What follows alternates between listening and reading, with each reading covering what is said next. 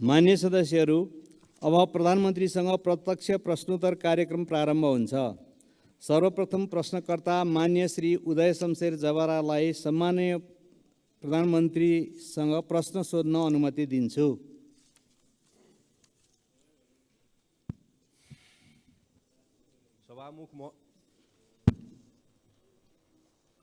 सभामुख महोदय मार्फत सम्मान्य प्रधानमन्त्रीज्यूलाई प्रश्न राख्न चाहन्छु। उपत्यका भित्र बढ्दो जनसङ्ख्यालाई व्यवस्थित गर्न रिङ रोड बाहिर नगरहरू र गाउँसम्म जोडिने सडक विस्तार गर्न नेपाल सरकारले मापदण्ड बनाई सडक विस्तार आयोजना बनाए तापनि आवश्यक बजेट विनियोजन नहुँदा वैकल्पिक सडक र नयाँ बस्ती विकासमा समस्या परेको छ। साथै उपत्यकाको 35% भूगोल ओकटेने ललितपुर क्षेत्र नम्बर 1 लाई जोड्ने 3वटा सडकलाई मुआब्जा र विस्तारको लागि बजेट विनियोजन नगरी विधेयक गरिएको छ। यी वैकल्पिक सडक र नयाँ बस्ती विकासलाई आवश्यक बजेट व्यवस्थापन गर्न सरकारको योजना के छ? यति बेला आर्थिक इन्डिकेटर्सहरू सकारात्मकै छन्, भुक्तानी सन्तुलन पनि राम्रै छ, तर अर्थतन्त्र अवरुद्ध अवस्थामा छ। वैदेशिक लगानी र सहयोग बढ्न सकेको छैन। यस्तो अवस्थामा आन्तरिक लगानी बढाउनुतर्फ सरकारको प्राथमिकता हुनुपर्ने हो, त्यो पनि हुन सकेको छैन। एकातिर बैंक वित्तीय संस्थामा पैसा थुप्रिएको छ, तर साना तथा मझौले उद्योगहरू ऋण नपाएर गुनासो गरिरहेका छन्। अर्थव्यवस्थाको असन्तुलनलाई सम्बोधन गर्न सरकारको के तयारी छ? र अन्तिममा साथै प्रधानमन्त्रीज्यूको आउँदो चीन भ्रमणका प्राथमिकता र एजेन्डा के हुन्? धन्यवाद। अब सम्माननीय प्रधानमन्त्री श्री पुष्पकमल दाहाल प्रचण्डलाई उक्त प्रश्नको जवाफ दिन अनुमति दिन्छु। सम्मान्य सभामुख महोदय, प्रतिनिधि सभाका मान्य सदस्यहरूले यस सम्मानित सदनमा उठाउनु भएका प्रश्नहरूको जवाफ दिने नियमित कार्यतालिका अन्तर्गत म यहाँहरू समक्ष उपस्थित छु।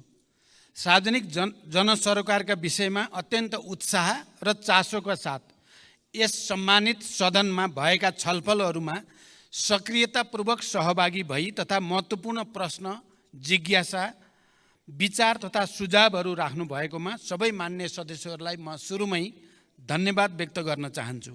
यहाँहरूले विभिन्न समयमा उठाउनु भएका प्रश्न, जिज्ञासा, सुझाव तथा धारणालाई सरकारले गम्भीरतापूर्वक लिँदै आएको छ र गम्भीरतापूर्वक लिँदै जाने पनि छ। मेरो नेतृत्वमा सरकार गठन भएको यो अवधिमा सुशासन, सामाजिक न्याय र समृद्धिलाई मुख्य केन्द्रमा राखी राज्यका सम्पूर्ण शक्ति र सामर्थ्यलाई देश र जनताको हितमा अधिकतम परिचालन गर्ने प्रयास गर्दै आएको कुरा यहाँहरूलाई अवगत नै छ। सरकारको मुख्य जोड सङ्घीय लोकतान्त्रिक गणतन्त्रात्मक शासन व्यवस्थाको सुदृढीकरण, अर्थतन्त्रको पुनरुत्थान र सबलीकरण, सार्वजनिक सेवामा जनताको सहज पहुँच, भ्रष्टाचार नियन्त्रण र सुशासनको प्रवर्धन रहेको छ। नागरिकलाई शासकीय प्रणालीप्रतिको भरोसा र सरकारप्रति विश्वास दिलाउँदै सबैतिर आशाको सञ्चार गराउने हाम्रो निरन्तर प्रयास रहँदै आएको छ। यसैगरी विकास निर्माण कार्यलाई गति दिन, शान्ति प्रक्रियालाई यथाशीघ्र निष्कर्षमा पुर्याउन तथा स्वतन्त्र र सन्तुलित परराष्ट्र नीति अवलम्बन गर्दै राष्ट्रिय हित प्रवर्धन गर्न सरकार प्रतिबद्ध रहँदै आएको छ। यति जानकारी सहित अब म मान्य सदस्यले उठाउनु भएका प्रश्नहरूको जवाफ दिन गइरहेको छु। र पहिलो प्रश्न मान्य उदय शमशेर राणाले भर्खरै राख्नुभयो।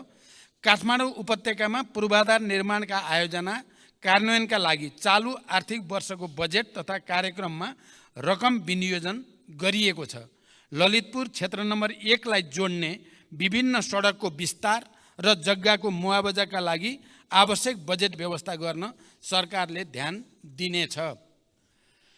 उत्पादन, उत्पादकत्व र रोजगारी वृद्धि गरी अर्थतन्त्रको पुनरुत्थान तथा उच्च दिगो समावेशी आर्थिक वृद्धि हासिल गर्ने र समष्टिगत आर्थिक स्थायित्व कायम गरी लगानीको वातावरणमा सुधार गर्न सरकार क्रियाशील रहिआएको छ। सरकारले चालेका सुधारात्मक कदमबाट अर्थतन्त्र बिस्तारै लयमा फर्किन सुरु गरेको छ।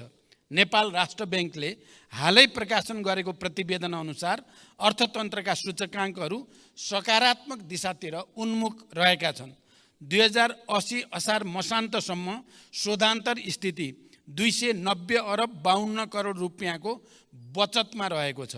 विदेशी विनिमय सञ्चिति गत वर्षको यही अवधिको तुलनामा 26.6% वृद्धि भई 1539 अरब 36 करोड रुपियाँ पुगेको र यसले करिब 10 महिनाको वस्तु तथा सेवाको आयात धान्न पुग्ने अवस्था रहेको छ। विप्रेषण आयमा रेमिटेन्समा 21.2%ले वृद्धि भई 1220 अरब 56 करोड पुगेको छ। वैदेशिक लगानी प्रवर्धन गर्न नीतिगत र संस्थागत सुधार गर्दै वैदेशिक लगानीको स्वीकृति प्रक्रियालाई सहजीकरण गर्न थ्रेसहोल्ड घटाउने लगायतका कार्य अगाडि बढाइएको छ। जग्गाको कित्ताकाट पूर्ण रूपमा खुलाउने निर्णय भएको र यही भाद्र 11 गते मात्रै नेपाल राष्ट्र ब्याङ्कले लचिलो बजार नीति अनुसार चालु पुँजी कर्जा सम्बन्धी मार्गदर्शन संशोधन गरेको छ। उत्पादनमूलक उद्योगका लागि 3 करोड रुपियाँसम्म कर्जा उपयोग गर्ने ऋणीलाई चालु पुँजी कर्जा सम्बन्धी मार्गदर्शन लागू नहुने भएको छ। ब्याङ्कहरूले उद्योग व्यवसाय वा कम्पनीहरूको सञ्चालन चक्र लगायतका आधारमा अधिकतम वार्षिक कारोबारको 50% सम्म चालु पुँजी कर्जा दिन सक्ने व्यवस्था भएको छ। यसबाट उद्योग व्यवसाय क्षेत्रलाई प्रत्यक्ष लाभ हुनुको साथै आन्तरिक लगानी उत्पादन वृद्धि र बजारमा आर्थिक गतिविधि बढ्नमा सहयोग पुग्ने विश्वास गरिएको छ। यसमा हामी सबैको लामो समयदेखि जुन चासो र चिन्ता थियो त्यसलाई अधिकतम सम्बोधन गर्ने कोसिस भएको छ।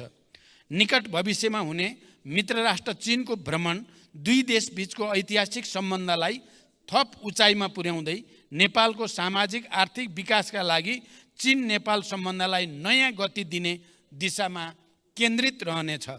भ्रमणका क्रममा यसअघि भएका सम्झौता र समझदारीहरूको कार्यान्वयनमा जोड दिइनेछ। नेपाल र चीन बीचको आर्थिक तथा व्यापार सम्बन्धलाई थप सधन बनाउने, दुई देशबीच रहेका सीमा नाकाहरूको सञ्चालनलाई प्रभावकारी बनाउने र नयाँ नाकाहरू खोल्ने विषयहरू पनि भ्रमणका क्रममा कार्यसूचीमा रहेका छन्। यसै गरी सडक, ऊर्जा, कृषि, विज्ञान तथा प्रविधि तथा व्यापार र विकास सहायता क्षेत्रमा कनेक्टिभिटी, कृषि, शिक्षा र स्वास्थ्य क्षेत्रका रूपान्तरणकारी परियोजनाहरूमा चीनको सहयोग विस्तारको विषय समेत प्राथमिकतामा रहनेछ। अर्का प्रश्नकर्ता माननीय श्री ईश्वरी देवी नेउपाने।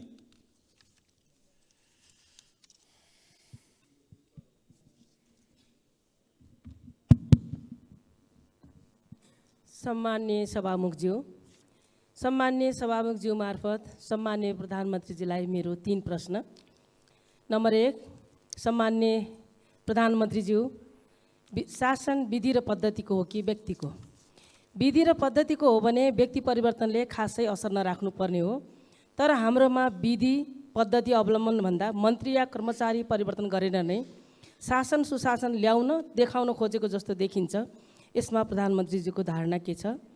नम्बर 2, 131 भाषाभाषी 142 जात जाति बसोबास गर्ने हाम्रो सुन्दर देश नेपाल, यो हाम्रो पुँजी हो, यसलाई बचाएर राख्नु हाम्रो कर्तव्य पनि हो। सयौँ थुङ्गा फुलका हामी एउटै माला नेपाली, यसमा मेरो अटल विश्वास छ। वरिय राजनीतिको सैद्धान्तिक वकालत गर्ने पार्टीको नेता सम्माननीय प्रधानमन्त्रीज्यूको अभिव्यक्ति हामीले जितेमा जातीय राज्य उपलब्ध गराउनेछौँ भन्ने भनाइ संविधान विपरीत भएन? कतै यस्तो अभिव्यक्तिले जातीय द्वन्द्व बढाउने त होइन? नम्बर 3, म सुदूरपश्चिमवासी हुँ। सुदूरपश्चिम सरकार आफ्नै भवनबाट कार्य सञ्चालन गर्न कहिलेदेखि पाउँछ? धन्यवाद। सम्माननीय प्रधानमन्त्रीज्यू। सभामुख महोदय, लोकतान्त्रिक विधि र पद्धतिको विकास मार्फत सामाजिक न्याय र सुशासन सहितको समृद्धि हासिल गर्ने दिशामा सरकारका सबै क्रियाकलापहरू केन्द्रित रहेको कुरा म जानकारी गराउन चाहन्छु। सरकार विधिको शासनमा पूर्णतः प्रतिबद्ध रहेको स्पष्ट गर्दछु। बहुजातीय बहुसांस्कृतिक विविधता बोकेको नेपालमा सदियौँदेखि विभिन्न जात जाति वर्ण धर्म र संस्कृतिका जनताहरू आपसी सहकार्य सम्मान र गहिरो सद्भावका साथ मिलिजुली बस्दै आएका छन्। अनेकतामा एकता नेपाली मात्रको विशिष्टता र नेपाली समाजको आधारभूत चरित्र पनि हो। सबैको सहअस्तित्व कायम गर्दै मौलिकताको संरक्षण र सम्वर्धनमा नै हाम्रो राष्ट्रिय एकता दिगो दरिलो भई साँचो अर्थमा राष्ट्रियता बलियो हुनेछ। नेपालको कानुनले हरेक व्यक्ति र सम्प्रदायलाई अरूको धर्म संस्कृति र आस्थामा चोट नपुर्याई आफ्नो धर्म संस्कृतिको पालना गर्ने स्वतन्त्रता प्रदान गरेको छ। अत परापूर्व कालदेखि यहाँ कायम रहिआएको सामाजिक एकता सद्भाव र सामाजिक सहअस्तित्वमा खलल पुर्यान पार्ने कुनै पनि किसिमको कार्य हुन नदिन सरकार दृढ छ, स्पष्ट पनि छ। सामाजिक सद्भावमा खलबल पार्ने वा एक अर्काको संस्कृति र धर्म विरुद्ध हुने द्वेषपूर्ण अभिव्यक्ति र कार्यलाई सरकारले कुनै हालतमा छुट दिन सक्दैन। नेपालको संविधानको पूर्ण पालना गर्नु हामी सबैको साझा दायित्व हो। मैले पहिचानको कुरा गर्दा या कुनै कुरा गर्दा अरू कसैको पहिचान आस्थामाथि कुनै खालको विभेद नगर्ने कुरा पनि म स्पष्ट गर्न चाहन्छु। सुदूरपश्चिम प्रदेशको राजधानी गोदावरीमा निर्माण गर्ने सन्दर्भमा जग्गा प्राप्ति लगायतका विषयमा प्रक्रियामा रहेको जानकारी गराउन चाहन्छु। यद्यपि सुदूरपश्चिममा अझै पनि राजधानीको जमिनको बारेमा अलिकति छलफल चलिरहेको जानकारी पनि मलाई प्राप्त छ। त्यसलाई समेत विचार गरेर यसको छिटै निष्कर्षमा पुर्याइनेछ। हाम्रो सुन्दर देश नेपाल यो हाम्रो पुँजी हो, यसलाई बचाएर राख्नु हाम्रो कर्तव्य पनि हो। सयौं थुङ्गा फुलका हामी एउटै माला नेपाली, यसमा मेरो अटल विश्वास छ। वर्गीय राजनीतिको सैद्धान्तिक वकालत गर्ने पार्टीको नेता सम्माननीय प्रधानमन्त्रीज्यूको अभिव्यक्ति हामीले जितेमा जातीय राज्य उपलब्ध गराउनेछौँ भन्ने भनाई संविधान विपरीत भएन। कतै यस्तो अभिव्यक्तिले जातीय द्वन्द्व बढाउने त होइन। नम्बर 3, म सुदूरपश्चिमवासी हुँ। सुदूरपश्चिम सरकार आफ्नै भवनबाट कार्य सञ्चालन गर्न कहिलेदेखि पाउँछ? धन्यवाद। सम्माननीय प्रधानमन्त्रीज्यू। सभामुख महोदय, लोकतान्त्रिक विधि र पद्धतिको विकास मार्फत सामाजिक न्याय र सुशासन सहितको समृद्धि हासिल गर्ने दिशामा सरकारका सबै क्रियाकलापहरू केन्द्रित रहेको कुरा म जानकारी गराउन चाहन्छु। सरकार विधिको शासनमा पूर्णतः प्रतिबद्ध रहेको स्पष्ट गर्दछु। बहुजातीय बहुसांस्कृतिक विविधता बोकेको नेपालमा सदियौँदेखि विभिन्न जात जाति वर्ण धर्म र संस्कृतिका जनताहरू आपसी सहकार्य सम्मान र गहिरो सद्भावका साथ मिलिजुली बस्दै आएका छन्। अनेकतामा एकता नेपाली मात्रको विशिष्टता र नेपाली समाजको आधारभूत चरित्र पनि हो। सबैको सहअस्तित्व कायम गर्दै मौलिकताको संरक्षण र सम्वर्धनमा नै हाम्रो राष्ट्रिय एकता दिगो दरिलो भई साँचो अर्थमा राष्ट्रियता बलियो हुनेछ। नेपालको कानुनले हरेक व्यक्ति र सम्प्रदायलाई अरूको धर्म संस्कृति र आस्थामा चोट नपुर्याई आफ्नो धर्म संस्कृतिको पालना गर्ने स्वतन्त्रता प्रदान गरेको छ। अत परापूर्व कालदेखि यहाँ कायम रहिआएको सामाजिक एकता सद्भाव र सामाजिक सहअस्तित्वमा खलल पुर्यान पार्ने कुनै पनि किसिमको कार्य हुन नदिन सरकार दृढ छ, स्पष्ट पनि छ।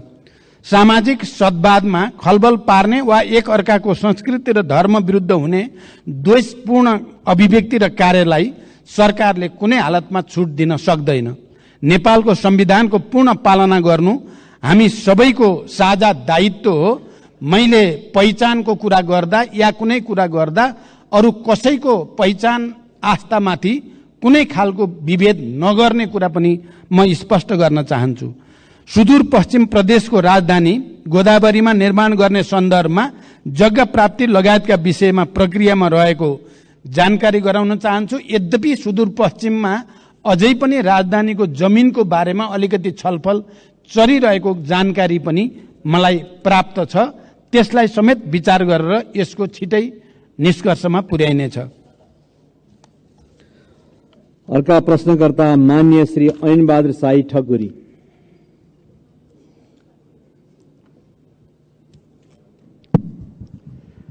सम्माननीय सभामुख महोदय मार्फत सम्माननीय प्रधानमन्त्रीज्यूलाई मेरो प्रश्न यस प्रकार छन्।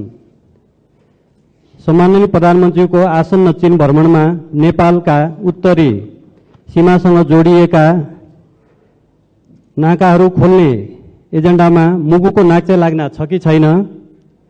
यदि छैन भने एजेन्डामा समावेश गरियोस्। यो नाका खुलेमा मुगु लगायत समग्र कर्णाली प्रदेशको आर्थिक समृद्धिमा महत्त्वपूर्ण टेवा पुग्नेछ भन्ने विश्वास लिएको छु। दोस्रो प्रश्न छ, आर्थिक समृद्धिको महत्त्वपूर्ण क्षेत्र कर्णाली प्रदेशको रारा लगायतका पर्यटकीय स्थानहरूमा पर्यटकीय पूर्वाधारहरू लगायतका विभिन्न समस्या हुँदा पर्यटकहरूको आगमनमा कमी आएको छ। यसमा सरकारको के योजना छ?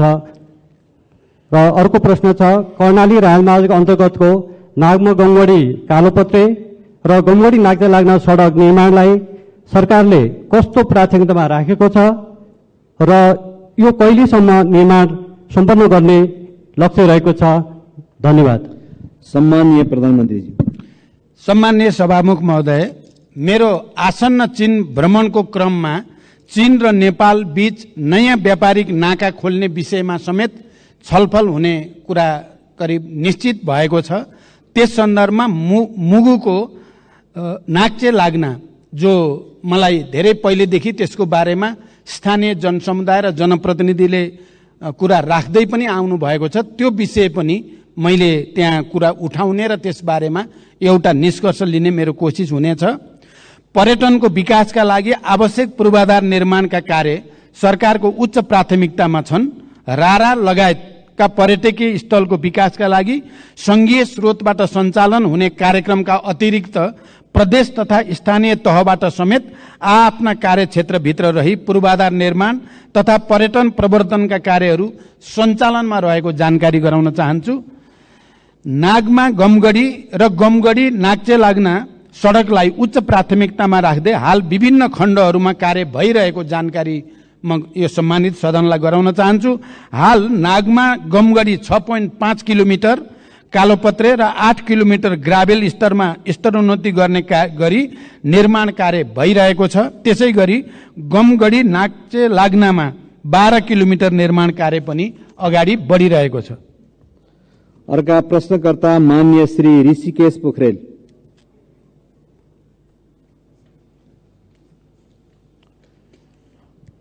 सम्माननीय सभामुख महोदय,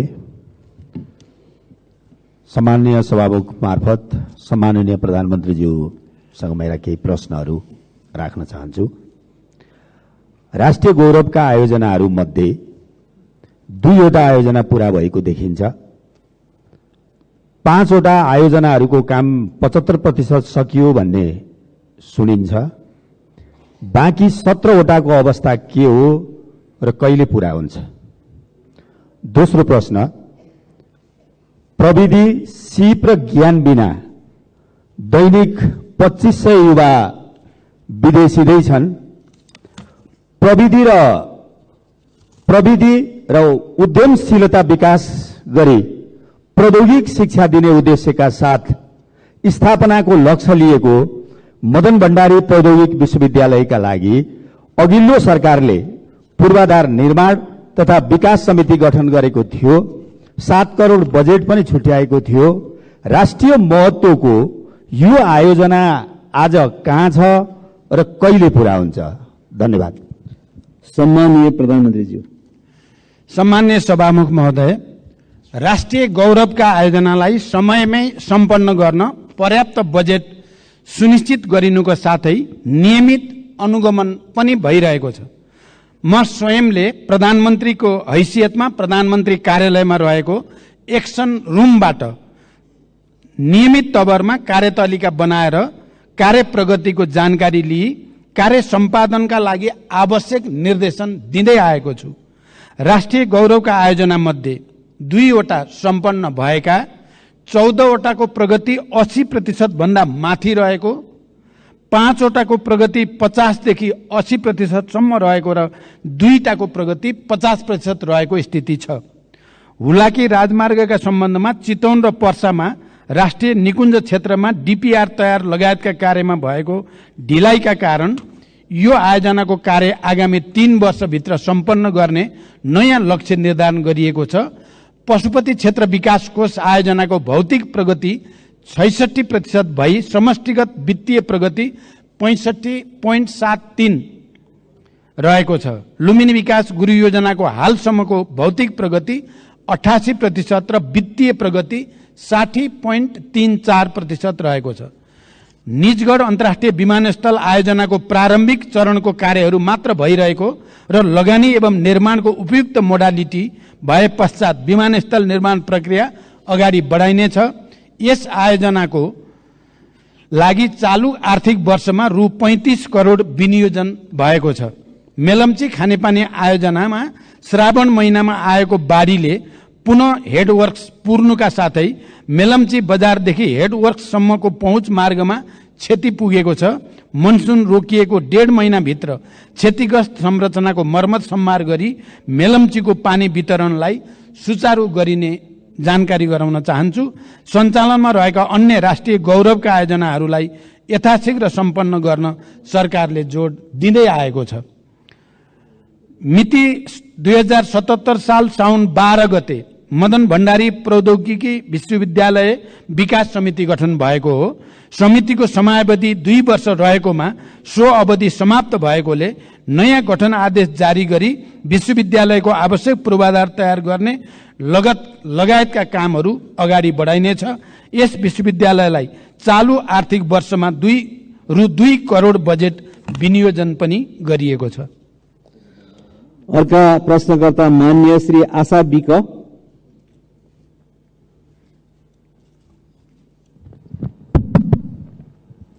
सम्माननीय सभामुख मार्फत मेरो प्रधानमन्त्रीलाई प्रश्न, यो प्रश्न गर्दै गर्दा मलाई अलिकति दुःख पनि लागेको छ। राज्यले 2063 साल जेठ 21 गते छुवाछुत मुक्त राष्ट्र घोषणा गर्यो।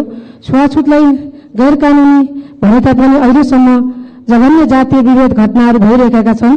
सरकारले छुवाछुत उन्मूलन गर्ने जस्ता कदम चालिरहेको छ। सरकारले दलितहरूको न्यूनतम मानवाधिकार रक्षा गर्न के पहल गरिरहेको छ? जातीय विभेदका घटनाहरू प्रहरी प्रशासनले संवेदनशीलताका साथ उजुरी दर्ता नलिएको अवस्था छ। सरकारले यस्ता घटना न्यूनीकरण गर्नका लागि के योजना ल्याउँछ? मेरो प्रश्न। र अर्को चाहिँ मेरो प्रश्न, बाँकीको बैजनाथ गाउँपालिका वार्ड नम्बर 3 मा सरकारले 2071 साल वैशाख 25 गते 9 बस्तामा औद्योगिक करिडोर क्षेत्र घोषणा गर्यो। बस्तीको बीचमा सरकारले औद्योगिक क्षेत्र घोषणा गर्दा त्यहाँ रहेका 390 घरधुरीमा जनताहरूको घरमा 238 बिघा भित्र जनताहरूको घर परेको छ। 100 बिघा जमिन त्यहाँ रहेका स्थानीयका नाममा ल्याउनु पर्ने स्थानीय जनताको माग रहेको छ। 2028 सालदेखि बसोबास गरिरहेका जनतालाई लालपूर्जा दिनुपर्ने र सोही ठाउँमा बस्ती व्यवस्थापन गर्न सरकारले के भूमिका खेल्नेछ?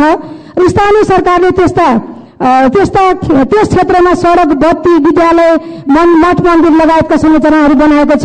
त्यो बस्तीलाई सोही ठाउँमा सरकारले कहिलेसम्म व्यवस्थापन गर्छ?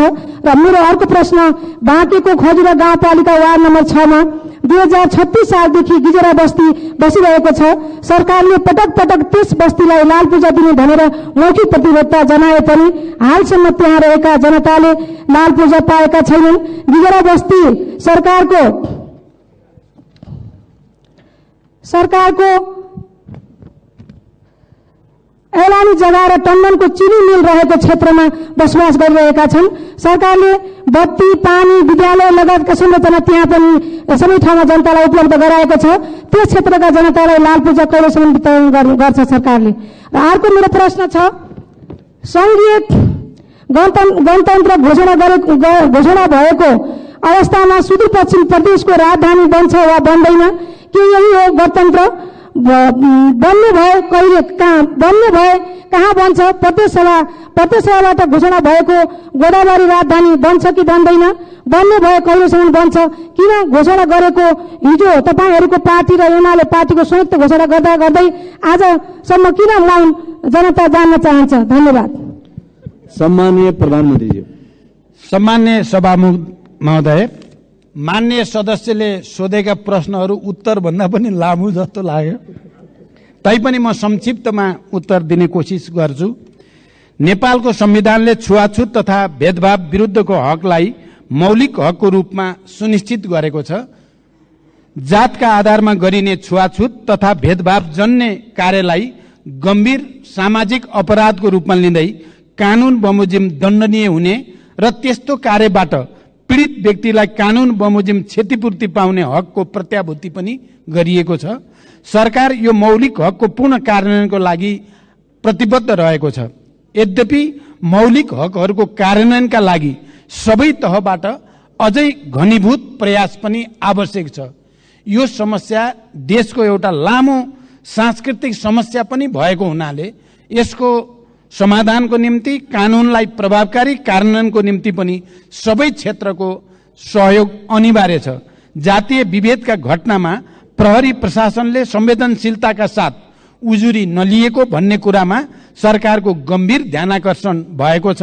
यस्ता घटनाको छानबिन गरी दोषीलाई कारबाही गरिने र यस्ता घटना आगामी दिनमा हुन नदिन सरकारको गम्भीर ध्यान रहेको जानकारी गराउन चाहन्छु।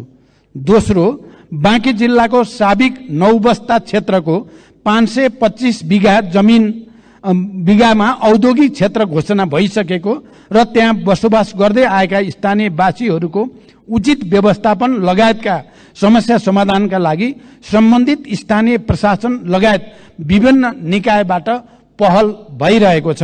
उक्त क्षेत्रका प्रभावित जनसमुदायहरूको समस्यालाई व्यवस्थापन गरी औद्योगिक क्षेत्रको विकास कार्य अगाडि बढाइने जानकारी गराउन चाहन्छु। यस सम्बन्धी समस्या समाधान गर्न भूमि व्यवस्था, सहकारी तथा गरिबी निवारण मन्त्रीको संयोजकत्वमा समिति गठन गरेको र समितिले काम अगाडि बढाइरहेको जानकारी पनि गराउन चाहन्छु। तेस्रो, बाँकेको खजुरा गजुरा 6 गिजरा बस्तीका सन्दर्भमा भूमि सम्बन्धी ऐन 2021 को दफा 12 को समितिको प्रतिवेदन, भूमि व्यवस्थापन तथा अभिलेख विभागको निर्णय बमोजिम गिजरा खाँडसारी मिल्स प्राइभेट लिमिटेडका हदबन्दी भन्दा बढीका जग्गाहरू जफत गरी नेपाल सरकारका नाममा कायम गर्न र जफत गरिएका जग्गामा रहेको अतिक्रमण हटाउन 2080 जेठ 8 गते निर्णय भई कार्यान्वयनमा रहेको जानकारी गराउँदछु। उक्त क्षेत्रमा बसोबास गर्दै आएका भूमिहीनलाई जग्गा उपलब्ध गराउन भूमि समस्या समाधान आयोगले कार्य अगाडि बढाइरहेको जानकारी पनि म गराउन चाहन्छु।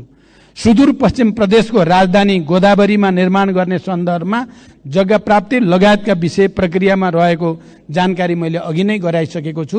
यस सम्बन्धी उठेका छलफल बहसलाई पनि मध्यनजर गरिएको जानकारी पनि मैले गराइसकेको छु। अर्का प्रश्नकर्ता मान्य श्री उर्मिला माझी।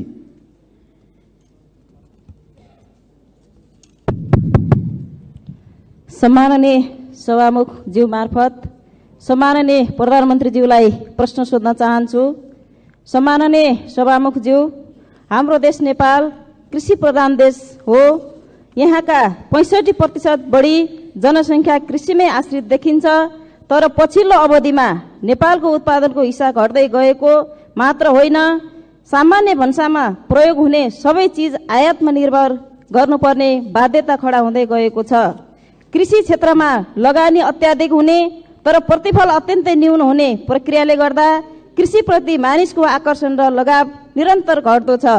सरकारले उत्पादन वृद्धि गर्न र जनतालाई कृषिमै जीवन देख्ने गरी कृषि पेसालाई गर्विलो पेसा बनाउन कस्तो योजना निर्माण गर्दैछ? धन्यवाद। सम्माननीय प्रधानमन्त्री। सभामुख महोदय, सबल आत्मनिर्भर अर्थतन्त्रको निर्माणका लागि कृषि क्षेत्रमा गुणात्मक र रूपान्तरणकारी परिवर्तन सरकारको प्राथमिकतामा रहेको छ। कृषि क्षेत्रको उत्पादन र उत्पादकत्व बढाउन कृषि क्षेत्रमा आधुनिकीकरण, यान्त्रिकीकरण र व्यवसायीकरणलाई सरकारले उच्च रूपमा जोड दिँदै आएको छ। कृषि क्षेत्रमा विगतदेखि लगानी गर्दै आएको र यसबाट उत्पादन र उत्पादकत्वमा समेत केही वृद्धि भइरहे पनि अपेक्षित प्रतिफल प्राप्त हुन नसक्नुका कारणहरू पहिल्याउँदै उत्पादकत्व वृद्धिका लागि विभिन्न कार्यक्रमहरू सञ्चालनमा रहेका छन्। सरकारले प्रधानमन्त्री कृषि आधुनिकीकरण परियोजना लगायत प्रदेश र स्थानीय तह मार्फत उल्लेख्य रकम विनियोजन गरी कृषि क्षेत्रमा पर्याप्त साधन स्रोत परिचालन गर्ने नीति लिएको छ। कृषि उत्पादनको वृद्धिका लागि सिँचाइको सुविधाको विस्तारलाई जोड दिनुको साथै रासायनिक मलको आपूर्ति समयमै हुने कुराको सुनिश्चितता गरिएको छ।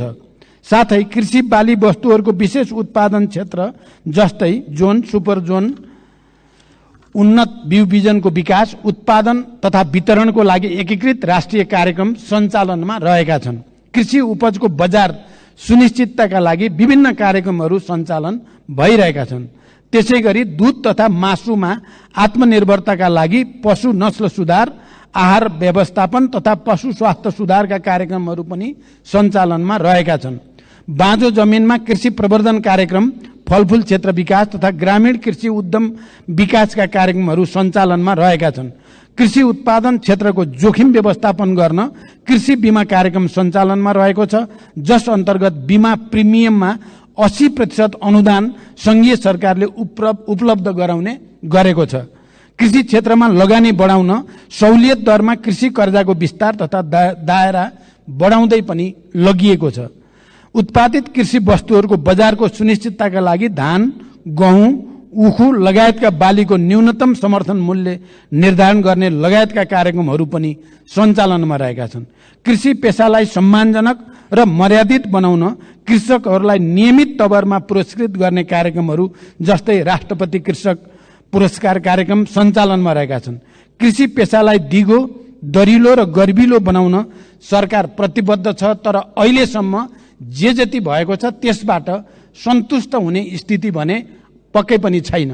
त्यसकारण कृषि क्षेत्रमा व्यापक सुधार गर्न र उत्पादन र उत्पादकत्व वृद्धि गर्न हामी आफैले सञ्चालन गरेका कार्यक्रमहरूको प्रभावकारिताका साथै यसपटक म भारत भ्रमणमा रहँदा अलि भारतीय नेतृत्वसँग, खास गरी प्रधानमन्त्री मोदीजीसँग कृषिमा सहकार्य गरेर उत्पादकत्व वृद्धि कसरी गर्न सकिन्छ र प्राकृतिक खेती प्रणाली बडो नयाँ टेक्नोलोजीको साथ सञ्चालन गर्ने बारेमा सहकार्य गर्ने निधो पनि भएको छ र हामी त्यो प्रक्रिया अगाडि बढाउँदैछौँ।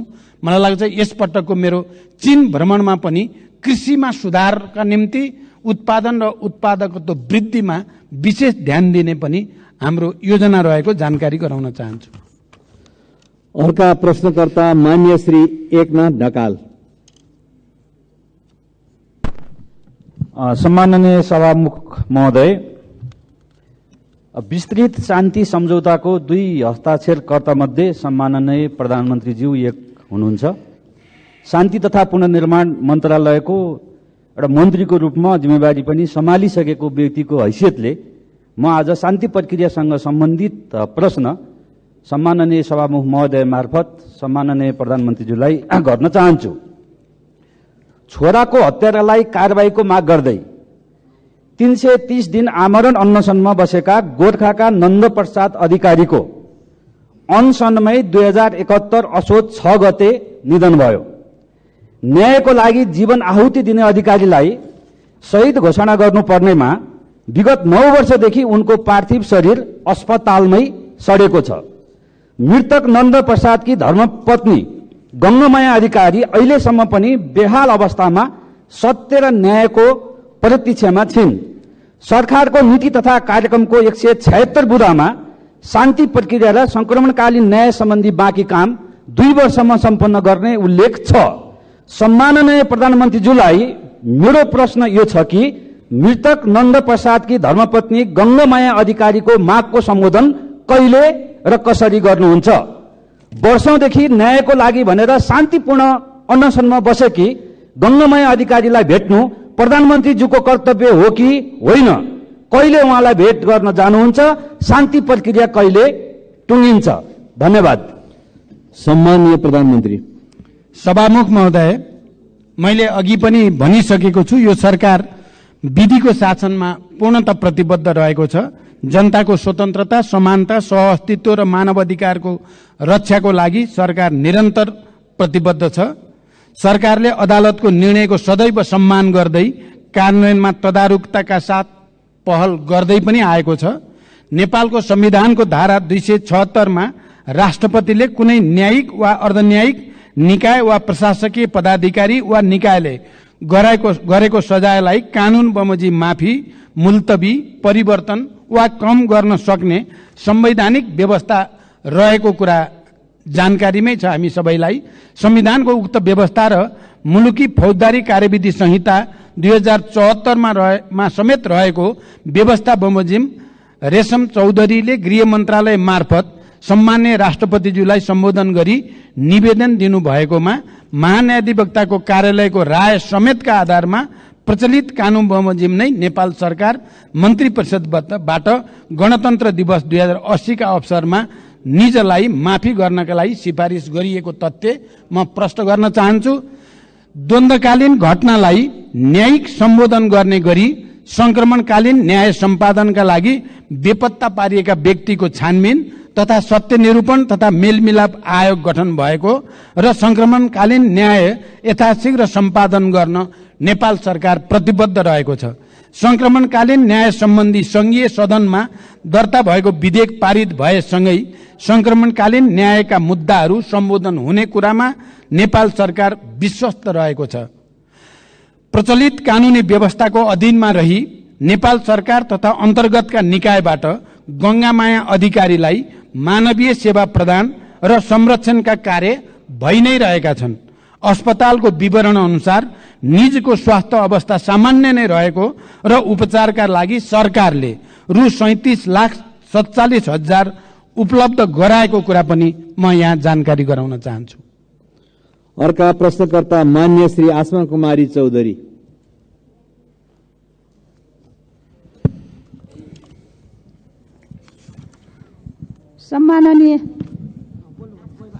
सम्माननीय सभामुख महोदय, सम्माननीय सभामुख ज्यू मार्फत सम्माननीय प्रधानमन्त्रीज्यूलाई केही प्रश्न सोध्न चाहन्छु।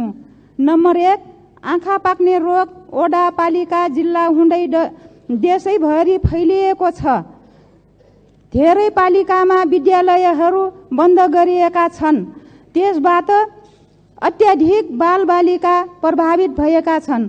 स्वास्थ्य मन्त्रालय र प्रधानमन्त्रीज्यू स्वयं यसको निराकरणको लागि के गर्दै हुनुहुन्छ? नम्बर 2, नेपालले आर्थिक वर्ष 2079-80 मा भारतलाई 10 अर्ब 45 करोड रुपैयाँको बिजुली बिक्री गरेको छ। उक्त वर्ष 19 अर्ब 44 करोड रुपैयाँको बिजुली किनेको छ। सरकारले किन ठान्दैछ दोब्बर आपूर्ति भइरहेछ भन्न किन डराउँछ? त्यही बिजुली हामीले किन्दा महँगो र बेच्दा सस्तो किन? धन्यवाद। सम्माननीय प्रधानमन्त्री। सभामुख महोदय, देशका विभिन्न भागमा आँखा पाक्ने एक्युट भाइरल कन्जक्टिभाइटिस संक्रामक रोग नियन्त्रण गर्न स्वास्थ्य तथा जनसङ्ख्या मन्त्रालयले देशभरका अस्पतालबाट अभियान सञ्चालन गरिरहेको छ। समुदाय स्तरमा जनचेतना वृद्धि गर्न प्रचार प्रसारका कार्यहरूका साथै संक्रमितहरूलाई सहज रूपमा औषधि उपचारको व्यवस्था मिलाइएको छ। यसका साथै स्वास्थ्य सेवा विभागका महानिर्देशकको अध्यक्षतामा संघीय द्रुत प्रतिकार समितिको गठन भई रोकथाम र प्रबन्धनका विभिन्न कार्यहरू पनि भइरहेको जानकारी गराउन चाहन्छु। दोस्रो, हाल नेपालको कुल जडित विद्युत क्षमता करिब 2800 मेगावाट पुगेको छ। तर देशको विद्युत उत्पादनको परिमाण हिउँद र वर्षायाममा एकै नासको छैन। वर्षाको तुलनामा हिउँदमा विद्युत उत्पादनमा निकै ह्रास आई झण्डै 1/3 मात्र उत्पादन हुने गर्दछ। हाल विद्युत उत्पादन र मागको आधारमा विद्युतको निर्यात र आयातको व्यवस्था मिलाउने गरिएको छ। खास गरी हिउँदयाममा नदी प्रवाहमा आधारित रन अफ द रिभर प्रणालीबाट उत्पादित विद्युतमा ठूलो ह्रास आउने हुँदा छिमेकी देशबाट बिजुली आयात गरी आन्तरिक माग धान्नुपर्ने स्थिति छ। आगामी केही वर्षभित्रै विद्युतमा आत्मनिर्भर हुने उद्देश्यले स्वदेशमै पर्याप्त बिजुली उत्पादन गर्न विभिन्न स्तरका आयोजनाहरूको निर्माणलाई अघि बढाइनुको साथै विद्युत प्रसारण तथा वितरण प्रणालीको कामलाई पनि विस्तार गर्दै लगिएको छ। अहिले विद्युत आयात निर्यातको दर दैनिक रूपमा प्रतिस्पर्धा गरी तय हुने गरेको छ। यस वर्ष तुलनात्मक रूपमा हिउँदको समयमा अधिक सुक्खा हुन गई देशभित्रका विद्युत आयोजनाहरूबाट विद्युत उत्पादन कम हुन गएको छ। अघिल्लो आर्थिक वर्षमा नेपाल विद्युत प्राधिकरणले 1854.5 गिगावाट आवर विद्युत र रु 18 अरब 54 करोडमा आयात गरेको थियो भने नेपालबाट 1333 गिगावाट आवर विद्युत निर्यात गरी रु 10 अरब 43 करोड आम्दानी गरेको थियो। गत वर्षको तुलनामा यस वर्ष विद्युत निर्यातमा वृद्धि भएको छ र क्रमशः विद्युत उत्पादन बढ्दै जाँदा विद्युतको निर्यात पनि बढ्दै जाने कुरा जानकारी गराउन चाहन्छु। रुस र युक्रेनको युद्धका कारण कोइलाको आपूर्ति असहज भई छिमेकी देशमा विद्युतको उत्पादन लागत बढ्न गएकोले पनि स्वदेशमा विद्युतको उत्पादन कम हुने समयमा आन्तरिक माग पूरा गर्न प्राधिकरणले केही महँगो मूल्यमा बिजुली आयात गर्नु परेको कुरा पनि म यहाँ स्पष्ट गर्न चाहन्छु। धन्यवाद। अर्का प्रश्नकर्ता माननीय श्री उर्मिला थेवे।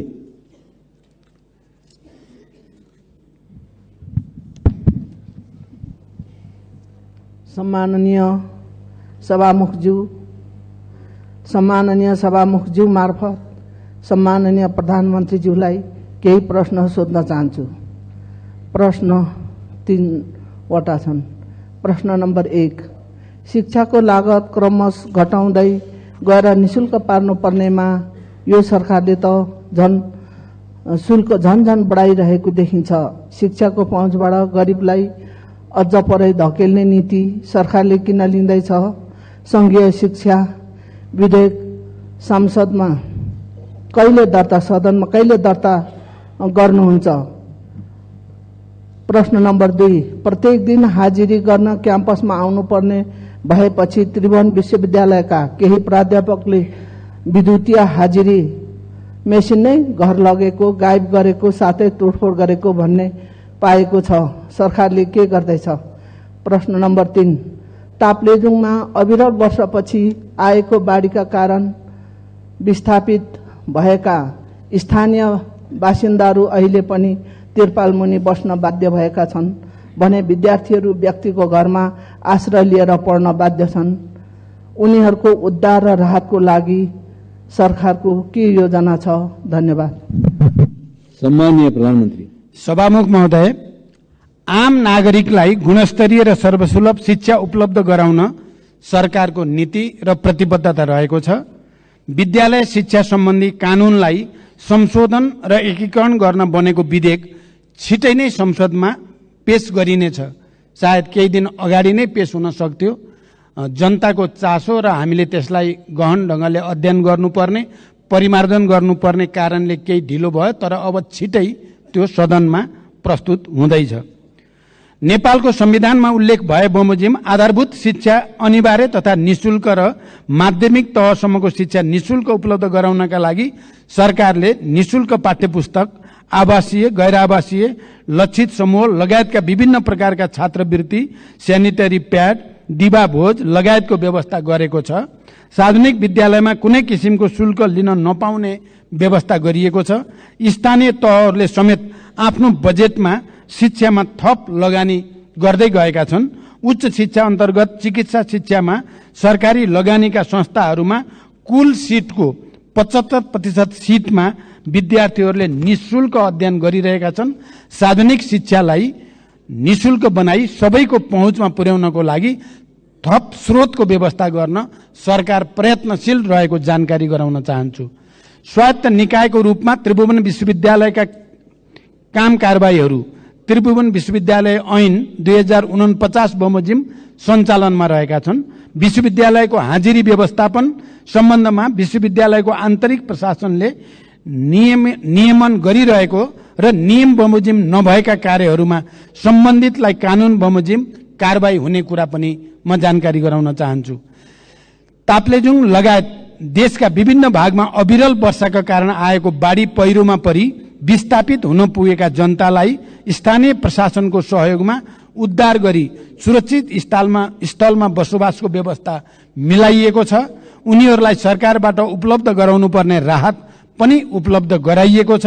मौसममा सुधार आएसँगै उनीहरूको पुनर्स्थापनाको उचित व्यवस्था मिलाइने पनि जानकारी गराउँदछु। अर्का प्रश्नकर्ता मान्य श्री ईश्वरी घरती।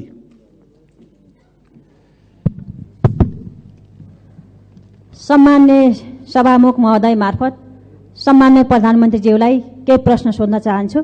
पहिलो प्रश्न, रोल्पालाई मुख्य आधार इलाका बनाएर 10 वर्षे सशस्त्र द्वन्द्वको सुरुवात गर्नुभएको सम्मान्य प्रधानमन्त्रीज्यू 3 पटक प्रधानमन्त्री हुँदा पनि रोल्पालीको जनजीवनमा परिवर्तन आउने गौरवका योजना दिन सक्नु भएन। रोल्पालीको त्यो ऐतिहासिक सहयोग प्रधानमन्त्री भएपछि बिर्सनु भयो भन्ने रोल्पालीहरूको गुनासो छ। त्यो गुनासोलाई कसरी सम्बोधन गर्नुहुन्छ? दोस्रो प्रश्न, जुम्ला लगायतका जिल्लामा स्याउ पाक्ने समय आयो। स्याउले बजार भाउ नै नपाउने अवस्था आउन सक्छ र आइरहेको पनि छ। यसको व्यवस्थापनमा सरकारको के योजना छ? र तेस्रो प्रश्न, 10 वर्षे सशस्त्र द्वन्द्वको क्रममा शहीद भएकाहरूको सम्झना र सम्मानका लागि दाङको घोराईदेखि रोल्पाको होलेरी घरतेगा हुँदै रुकुम पूर्वको हुकाममैकोटसम्म पुग्ने 220 किलोमिटर सडक खण्डलाई वर्तमान सम्मान्य प्रधानमन्त्रीज्यूको चाहना र पहलमा शहीद मार्ग नामाकरण गरेर योजना अगाडि बढाइएको थियो। बजेट अभावमा योजना निकै कछुवा गतिमा भई अझै सम्पन्न हुन सकेको छैन। शहीद मार्गको मुख्य प्रवेशद्वारको रूपमा रहेको घोराईदेखि रोल्पा होलेरीसम्मको 31 किलोमिटरको सडक खण्ड अलपत्र र जोखिमपूर्ण भएको लामो समय बितिसक्यो। यसबारे सदनमा मैले 3-4 पटक कुरा पनि राखिसके, तर सरकारले यो योजनालाई प्राथमिकतामा पारेन। किन? रोल्पाको रुन्टीगढी गाउँपालिकाभित्र अहिले 4वटा चुनढुङ्गा खानी सञ्चालनमा छन् भने थप 4वटा खानी दर्ता भएर सञ्चालनको प्रक्रियामा छन्। हाल 200 भन्दा बढी टिप्पर सञ्चालनमा छन् भने पुरानो र नयाँ गरी 8वटा चुनढुङ्गा खानी सञ्चालनमा आउँदा दिनमा कम्तीमा 500 देखि 700 सम्म टिप्परहरू घोराई होलेरीको यही शहीद मार्ग भएर सञ्चालनमा आउनेछन्, जसले गर्दा उक्त सडकमा अन्य गाडीहरू सञ्चालनमा आउन निकै बाधा पर्ने र हाल परिरहेको पनि जानकारी गराउँछु। त्यसैले सो क्षेत्रमा वैकल्पिक औद्योगिक मार्ग बनाउने र घोराई होलेरीको 31 किलोमिटर सडकलाई कालोपत्रे गर्दै शहीद मार्ग योजना समयमै सम्पन्न गर्न सरकारको के योजना छ? धन्यवाद। सम्माननीय प्रधानमन्त्री। सभामुख महोदय, नेपालको राजनैतिक आन्दोलनमा रोल्पा जिल्लाको विशिष्ट र ऐतिहासिक योगदान रहेको कुरामा कसैको विमति हुने छैन। इतिहासका हरेक कालखण्डमा रोल्पाली जनताको वीरता र साहसको उच्च प्रशंसा हुनेछ भन्ने मेरो विश्वास छ। विकास र जनताको जीवनस्तरमा रूपान्तरणका लागि विगतदेखि नै उच्च प्राथमिकता सरकारले दिँदै आएको छ। मानव विकासमा पछाडि रहेका कर्णाली प्रदेश, सुदूरपश्चिम प्रदेश, मध्य प्रदेश, रोल्पा, रुकुम लगायतका जिल्ला तथा क्षेत्रलाई विकासको मूल प्रवाहमा ल्याउन र ती क्षेत्रमा पूर्वाधारका संरचनाको विकासका लागि सरकारले प्राथमिकताका साथ कार्यक्रमहरू सञ्चालन गरिरहेको जानकारी गराउन चाहन्छु। जुम्ला जिल्लाको विकासलाई सरकारले प्राथमिकतामा राख्दै स्याउको सुपर जोन तथा पकेट क्षेत्रहरू घोषणा गरी आवश्यक सहयोग तथा सहुलियत प्रदान गर्दै आएको छ। यस वर्षको बजेट तथा कार्यक्रममा प्रधानमन्त्री कृषि आधुनिकीकरण आयोजना लगायतका कार्यक्रम तथा प्रदेश तथा स्थानीय तहको विकास कार्यक्रमबाट उत्पादन, प्रशोधन तथा प्याकेजिङमा आवश्यक सहयोग तथा सहुलियत प्रदान गरिएको छ। स्याउको भण्डारणको लागि उच्च क्षमताको कोल्ड स्टोर निर्माण पनि भइरहेको छ। तेस्रो, सरकारले दाङको घोराईदेखि रोल्पाको होलेरी हुँदै रुकुमको मैकोटसम्मको शहीद मार्गलाई प्राथमिकता राखेर कार्यान्वयन गर्दै आइरहेको छ। सडक र पुलको माग देशभरि नै अत्यधिक सडक र पुलको माग देशभरि नै अत्यधिक हुने गरेको थुप्रै सडक योजनाहरू सञ्चालन गर्नु परिरहेको तर पर्याप्त बजेट विनियोजन गर्न नसकिएको कुरा सत्य हो। घोराई होलेरी खण्डको 31 किलोमिटर सडक अत्यधिक भार बोक्ने सिमेन्ट उद्योगका ट्रकहरूको कारणले पनि क्षति भइरहेको छ। भार नियन्त्रण गर्दै सडकको आवश्यक मर्मत सम्मार गरी सडक सुधार गर्न सरकार प्रतिबद्ध रहेको जानकारी गराउँछु। घोराई होलेरीको वैकल्पिक सडक बनाउने सुझावका विषयमा आगामी दिनमा छलफल गरी आवश्यक कार्य अगाडि बढाइनेछ। अर्का प्रश्नकर्ता मान्य श्री असीम शाह।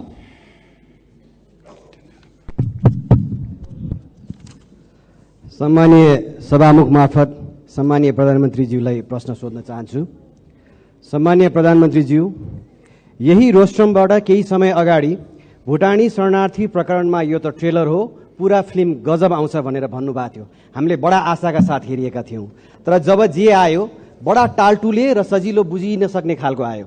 नक्कली भुटानी शरणार्थीको फाइल खोलेर नेपाली काङ्ग्रेसलाई साइजमा राख्नुभयो, ललिता निवास मार्फत समाजवादीलाई साइजमा राख्नुभयो, गौर हत्याकाण्ड मार्फत जसपालाई, अनि अब गिरीबन्धु मार्फत नेकपा एमालेलाई साइजमा राख्न ट्राई गर्दै हुनुहुन्छ। आफ्नो कुर्सी बलियो बनाउन यो राजनीतिक दाउपेच नगरेर कामले जनताको मन जितेर आफ्नो प्रधानमन्त्रीत्वको आयु लामो बनाउन सकिँदैन थियो होला? भारतीय नेतृत्वले अन्तरिक्ष यानलाई चन्द्रमामा कसरी सफल अवतरण गराउने भनेर सोचिरहँदा हाम्रो नेतृत्व कसरी आफ्नो यस म्यानलाई बचाउने र मुद्दा कमजोर बनाएर सफल अवतरण गराउने भन्ने सोच्नमा तल्लीन हुनु अत्यन्त दुःखद छ। यताको अनुसन्धान अधिकारीलाई उताको कर्मचारीलाई यता अवतरण गराउने व्यस्त हाम्रो नेतृत्वबाट सुशासनको आशा कहिले गर्ने होला? छिमेकीले चन्द्रमामा यान पठाउँदा मेरो देशले खाडीमा जवान पठाउन बाध्य छ। देशभित्रका विश्वविद्यालयहरू रित्तिँदैछन्, व्यवसायीहरू निराश छन्, खेलाडीहरू पलायन हुँदैछन्, युवा पुस्तामा देश छोड्ने लहर चलेको छ। प्रधानमन्त्रीज्यू, चन्द्रयान अहिले माग्दिन तर यस म्यानलाई जोगाउन लाग्दिन भन्ने हजुरको प्रतिबद्धताको कार्यान्वयन कहिले हुन्छ? भ्रष्टाचारमा पनि आफ्नो र अरूको भनेर हेर्ने हो भने हामीले खोजेको सुशासन चाहिँ कहिले आउँछ यो देशमा? अर्को प्रश्न, गौर हत्याकाण्डको छानबिन कसैले हुन्छ भनेर भनिरहेका छन्, कसैले गठबन्धनभित्र अब नहुने भनेर निर्णय भएको छ भनेर भन्छन्। प्रधानमन्त्रीज्यू, यो सदनलाई जानकारी गराइदिनु होला, यो छानबिन हुन्छ या हुँदैन? धन्यवाद। सम्मानीय प्रधानमन्त्री। सभामुख महोदय, मान्य सदस्यले बडो संवेदनशील भएर प्रश्न राख्नु भएको छ, म धन्यवाद भन्न चाहन्छु। मेरो नेतृत्वमा सरकार गठन भएदेखि आजका दिनसम्म मैले सामाजिक न्यायको प्रत्याभूति, सुशासनको सुनिश्चितता र सार्वजनिक सेवा प्रवाहमा सुधारलाई मुख्य प्राथमिकतामा राख्दै आएको छु र यी कार्यहरूबाट एउटा सन्देश आम जनतामा प्रवाहित भइ पनि रहेको छ।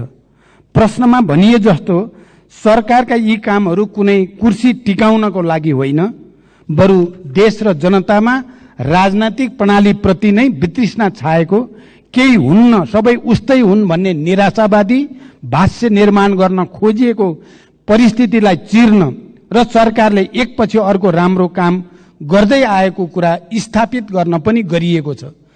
म मान्य सदस्यहरूलाई यो विषयको गहिराईतिर विचार गर्न अनुरोध गर्न चाहन्छु।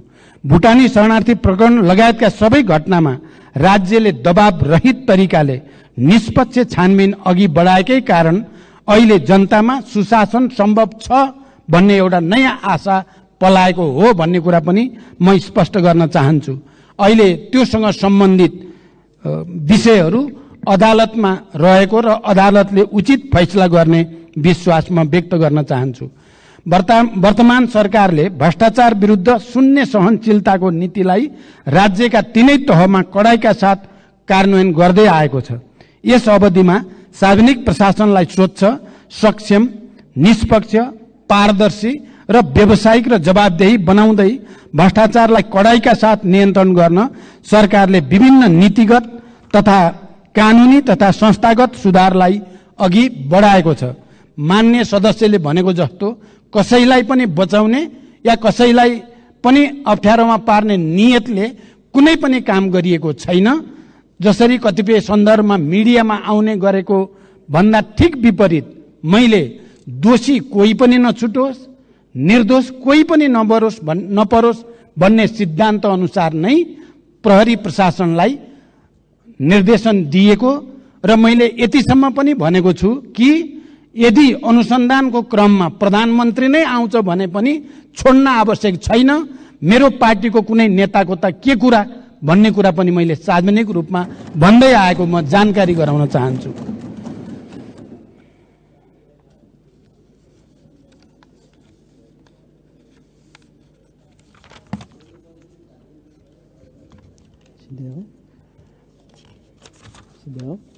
सबै किसिमका भ्रष्टाचारलाई तथ्य र प्रमाणको आधारमा अनुसन्धान छानबिन गरी दोषीलाई कानूनको दायरामा ल्याउन सरकार अहिले पनि उत्तिकै प्रतिबद्ध छ। भ्रष्टाचारको मामिलामा यो आफ्नो या यो पराए भनेर सरकारले कसैलाई विभेद गरेको छैन, गर्ने पनि छैन। कानुनी समानताको सिद्धान्तलाई सरकारले पूर्णतः आत्मसात गरेको छ, गरिरहनेछ। सभामुख महोदय, मान्य सदस्यहरूले राख्नुभएका 4 गर्भित प्रश्नहरूका बारेमा संक्षिप्त रूपमा मैले सरकारको तर्फबाट प्रधानमन्त्रीको हैसियतले स्पष्ट पार्ने कोसिस गरेको छु। देशका र जनताका सामु कयौं चुनौतीहरू छन्। यिनको सार्थक र परिणाममुखी समाधानका लागि सबै राजनीतिक दलबीच साझा धारणा र राष्ट्रिय एकता जरुरी छ। विचार, मान्यता र सिद्धान्तमा अन्तर भए पनि राष्ट्रिय मुद्दा र राष्ट्रिय सवालहरूमा हाम्रो समान दृष्टिकोण र मान्यता हुनुपर्दछ र हामी सबै राष्ट्रिय मुद्दामा एकै ठाउँमा उभिनु पर्दछ भन्ने म ठान्दछु। त्यसो भए मात्र नेपाली जनताले चाहेको र खोजेको परिवर्तन ल्याउन सम्भव हुन्छ। सरकारले चालेका कदम र अघि बढाएका कार्यहरूले जनतामा सरकारप्रति आशा र भरोसा बढाउनुको साथै विकासप्रतिको एउटा नयाँ तत्परता पैदा गरेको छ। यस अवधिमा सार्वजनिक सेवा प्रवाहमा जनताले साविकमा भोग्दै आएका झन्झट र शास्तिलाई उल्लेख्य मात्रामा कमी ल्याउन सफलता मिलेको छ।